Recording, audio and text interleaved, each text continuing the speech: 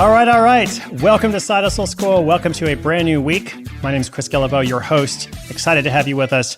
Today's episode is part of a feature we call Your First $1,000. How did somebody out there get started? How did they go from zero to, well, I guess it would be 1,000 since it's, your first $1,000. Not your first $100,000 or your first $1 million. That's cool, but that's a different day of the week. Actually, we don't have that as a day on the week, but I'm trying to help people get started. That's the point. I'm trying to help you see how ideas go from this generation phase to the income phase. I want you to get into the income phase. And so with that in mind, we're just going to jump into it here. Today's feature comes from Tom, a serial side hustler who builds an ADU in his backyard.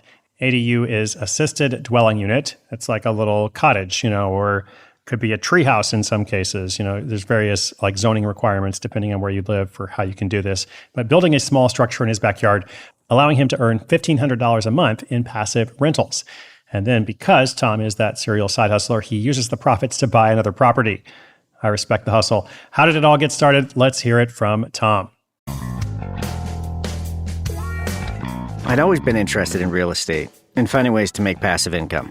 When I heard about people making money by renting their spare rooms on Airbnb, I knew I had to give it a try. I had a small self-contained unit on my property that I wasn't using, so I decided to list it on Airbnb as an assisted dwelling unit, also known as an ADU. It had its own entrance, bathroom, and kitchenette, so it was perfect for travelers who wanted a little more independence and privacy than a traditional bed and breakfast could offer.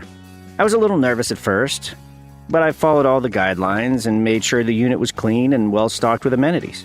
To my surprise, I started getting bookings right away. The first few guests were all very nice and left good reviews, which helped me attract even more bookings.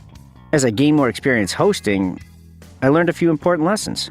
The first was the importance of good communication. I made sure to always respond promptly to inquiries and messages, and I provided clear instructions for things like checking in and out. This helped to reduce any potential confusion and made for a smoother experience for everyone.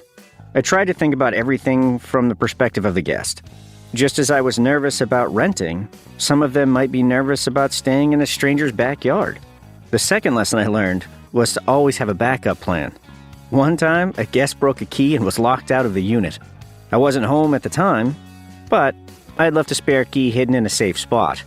I was able to quickly communicate with the guest and help them get back into their unit, avoiding any potential frustration or inconvenience. That guest left an especially great review. I also learned that sometimes things don't always go as planned, and that's okay. One time, a guest accidentally left the stove on and set off the smoke alarm. I was able to handle the situation calmly and resolve it quickly, but it was a good reminder to always be prepared for the unexpected. As my business grew, I started to earn more than $1,500 a month from my ADU rental.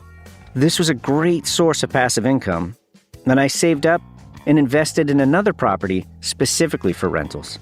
Overall, my experience with Airbnb has been very positive. It now runs mostly on autopilot, and it's been a great way for me to make passive income while meeting new people from all over the world. I've learned a lot along the way, and now I'm ready to start a more active side hustle for 2023. Hey, Tom, thanks so much for sharing. Appreciate that. I'm sure our listeners enjoy hearing about that first $1,000 as well, all the way to $1,500 a month, in fact. And so listeners, I hope you found it encouraging. If you have a question, if you're doing Airbnb or something else entirely, if you'd like to update us about your hustle, sidehustleschool.com/questions. We just have an amazing community of folks out there from all over the world. So grateful to be able to make this podcast for you every day. This has been episode 2235. Guess what? 2236 is coming out tomorrow, and you can listen completely free, not just for a limited time, but always. You can do that on the website, sidehustleschool.com, or on Spotify, Apple Music, wherever you prefer to listen. I want to make it easy for you, and I hope this is helpful. All right, that's all for today. My name is Chris Guillebeau. This is Side Hustle School.